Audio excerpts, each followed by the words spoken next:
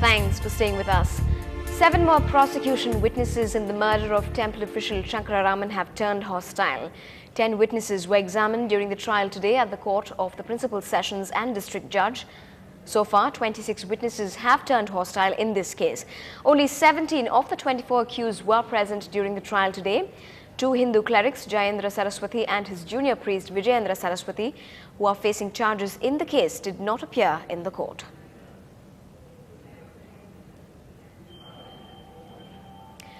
Earlier, we spoke to K.S. Dinakaran, counsel for the Shankaracharya, for more about this development. Today, 10 witnesses were examined in the case of Sri Jayendra Saraswati Swamiji and others. Out of 24 accused, both the Swamijis and Mr. Appo did not appear in court. Petitions were filed to condone their absence, which was permitted by the court. Of the 10 witnesses, mostly 8 witnesses were hostile. They did not support the prosecution case. One of the main witnesses examined today is a jailer from Central Jail to speak about when Dil Pandian was in jail on a particular day. But in cross-examination, he has admitted that without looking into the registers available at the jail, he cannot identify that person. So his evidence is watered down as far as that is concerned. And some ladies were also examined to speak about recovery of money to the fake surrendered accused. They denied knowledge of it, they denied the occurrence also. So all these persons have gone, were treated hostile, and they do not support the prosecution case. Almost 8 witnesses have turned hostile. They did not support the prosecution case. Definitely it further weakens the case.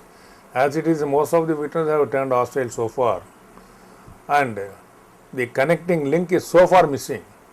But anyway, it is early to determine anything, because there are more than about 300 witnesses left and they have to be examined. It is too premature to say anything. So the speed at which now it is progressing, in another 6 months' time the case will be over. There are so many other witnesses to be examined. It is the prerogative of the prosecution to examine the number of witnesses or who they should examine. We have no say in that matter. So it is their prerogative, they have to examine all the witnesses, or they may give up some of the witnesses whom they think it is not necessary.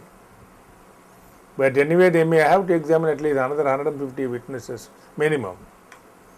That's in my estimation. K.S. Dinakaran there speaking to us a little earlier. Well, the DOCS Intelligence Unit for the Customs Department in Chennai have confiscated 2 consignments of fake products which were lying ready for clearance at the Chennai port. And yes, you guessed it right, the fake cell phone batteries and shoes which were confiscated were from China. Nearly 3,000 pairs of the 11,000 shoes bore the name Nike, and nearly 17,000 cell batteries of the 29,000 located were branded Nokia. All of them were found to be fake. They were imported by 2 Delhi-based companies which are now being investigated.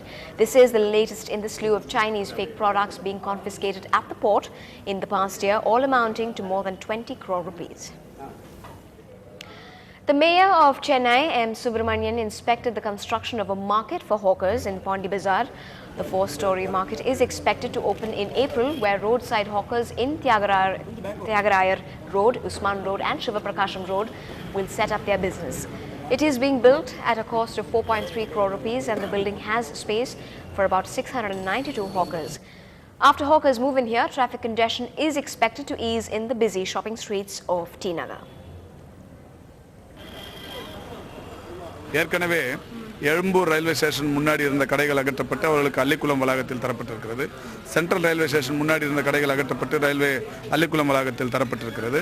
Poonganagar railway station எதிரில் இருந்த கடைகளுக்கு மாற்று கடைகள் தரப்பட்டு அங்கே இப்போ நடைபாதையில் கடைகள் இல்லை. அதே மாதிரி இப்போ இந்த தியாகராயர் சாலை, உஸ்மான் சாலை, சிவபிரகாசம் சாலை, பனகல் பார்க்கில் இது இந்த தியாகராய நகரில் பிரதானமான சாலைகள். இங்கே இருக்கிற நடைபாதைகள் அகற்றப்படுகிற போது தியாகராய நகர் போக்குவரத்துக்கு இன்னும் கூட ஒரு பெரிய அளவில் ஒரு மேம்பாடு என்பது இருக்கும். The Chennai Corporation today knocked out unauthorized extensions on buildings along the busy Chulamedu High Road in an effort to widen the link road and free space for traffic.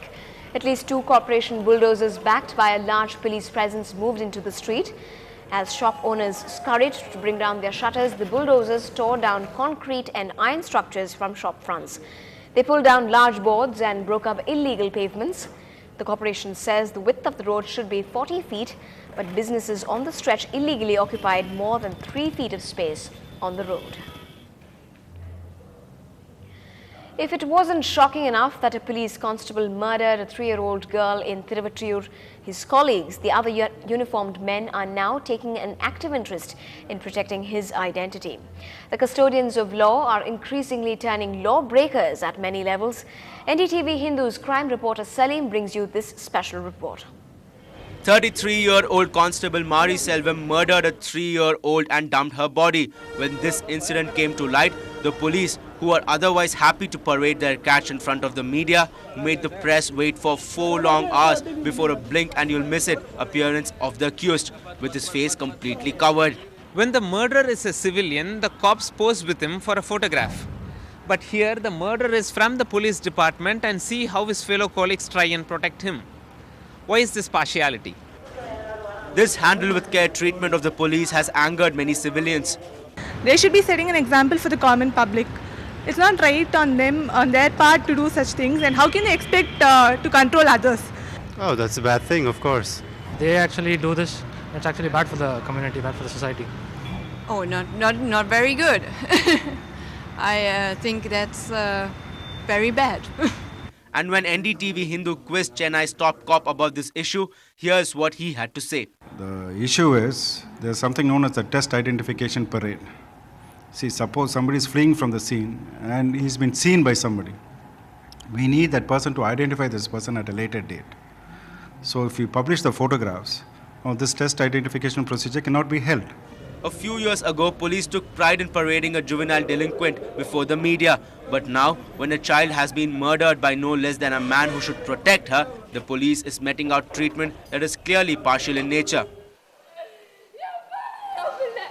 In Chennai, with Salim Ramanathan, NDTV Hindu. Well, earlier we discussed this shocking incident in detail with Professor C. Rajkumar, Vice Chancellor with OP Jindal Global University, and Mr. YSR Murthy, Executive Director with OP Jindal Global University, Haryana. Well, obviously it's a very shocking case, and clearly it reflects the need for ensuring accountability. But much more important in the case is that the fact that police officers or people who are supposed to guard the safety and protecting the individual's liberty are engaged or alleged to have been engaged in these actions. What is also important is that while enforcing standards, there should be a greater uniformity when it comes to ensuring that any protection of privacy is granted to these officers. So if this person is alleged to have been committed such an offence, the criminal justice process should ensure that certain degree of whatever protections that are granted to any other accused should be given to him as well. There is no issue about that. But if there are incidents in the past where such protection was not granted to others, he as a police officer should not get anything privileged because he is one of the police officers themselves. And this is a larger issue which concerns our criminal justice system, that police in India continue to have these issues. Now, there have been many instances when juvenile delinquents have been paraded in media glare, where criminals have been brought and they've had to confess in front of the media. Are we just? Is this a system where they're just trying to protect the accused here? No. In law, certain rights have been given to all the accused persons. Their right to be presumed innocent unless proven guilty by a court of law. And these standards... His face was also covered in this instance. Yes, these rights are provided in the Constitution and international law. Right to fair trial is a right... Do you agree with that? Well, as I just mentioned... Are criminals always coming up with covered faces? I think, see, when you talk of a criminal justice system, it is obviously not meant to protect only some people and not others. So if you ask me the question whether such rights should be given to all accused, absolutely. But the problem in the Indian context, which as you are mentioning, is that such protections inevitably tend to be given to certain privileged people. They may be law enforcement officials, they may be in some cases rich and powerful people who may be able to influence the legal system, influence the criminal justice justice system. So the protection to the right to the accused and presumption of innocence till the guilt is proved beyond reasonable doubt is a protection that is granted to all accused. And unfortunately, this is not given or sufficiently enforced in some cases and enforced in certain cases where, particularly in this case, as you're mentioning, the police officer is given that protection. And this, of course, the dangerous thing in this kind of a scenario is that the faith on the citizenry on the part of the criminal justice system and the fairness in the trial will be undermined if such protections are selectively given to police officers. The CBCID have busted yet another case of abuse of children in the city. They have arrested 2 persons on charges of harboring children at unlicensed homes and allegedly abusing them physically and sexually. Acting on a tip-off, Cemetery Police had raided a house in Cholinganallur on the 21st of January and rescued 10 Manipuri children in custody of 3 persons from Manipur. Initial inquiries revealed that the children were brought from Manipur with their parents' consent. However, separate interactions with children revealed that they were physically and sexually abused by the persons running the home. Besides, the duo, identified as Albert Karunakaran and Emmanuel, had allegedly detained the children illegally in the unlicensed home. Well, before we slide into a very short break, my colleague Shrikant is ready with some sort of a jig. Quick Gun Murugan is back. Stay tuned to find out more.